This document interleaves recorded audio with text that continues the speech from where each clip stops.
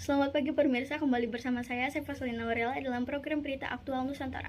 Berita pertama datang dari Sumatera Utara, tepatnya di Kabupaten Deli Serdang yang dihebohkan oleh kasus pembunuhan tragis yang melibatkan seorang anggota TNI.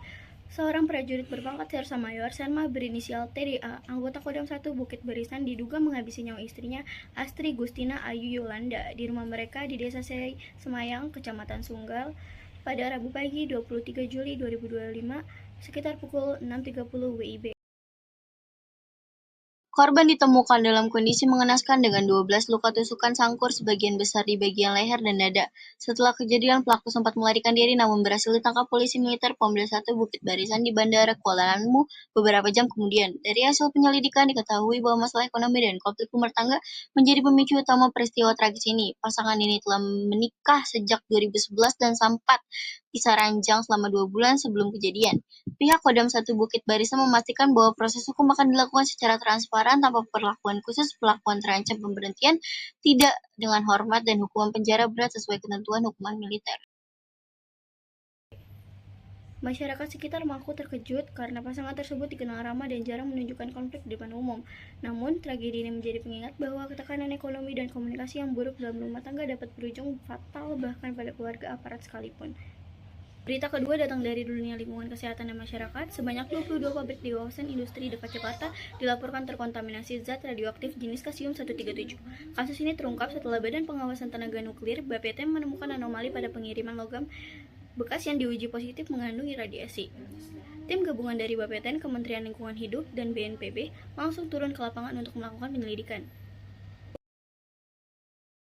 Hasil investigasi awal menunjukkan bahwa sebagian logam tercemar diduga berasal dari impor bahan bekas tanpa pemeriksaan keamanan yang memadai.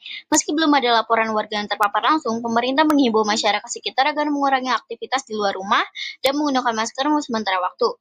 Pemerintah menegaskan bahwa perusahaan yang terbukti lalai akan dijatuhi sanksi berat, mulai dari pencabutan izin operasi hingga pidana lingkungan sesuai Undang-Undang Nomor 32 Tahun 2009 tentang Perlindungan dan Pengelolaan Lingkungan Hidup. Peristiwa ini menjadi pengingat penting bagi dunia industri Indonesia agar lebih berhati-hati dalam mengelola limbah berbahaya, serta memperkuat sistem pengawasan bahan impor. Upaya dekontaminasi masih terus berlangsung dan kondisi lingkungan dilaporkan mulai membaik.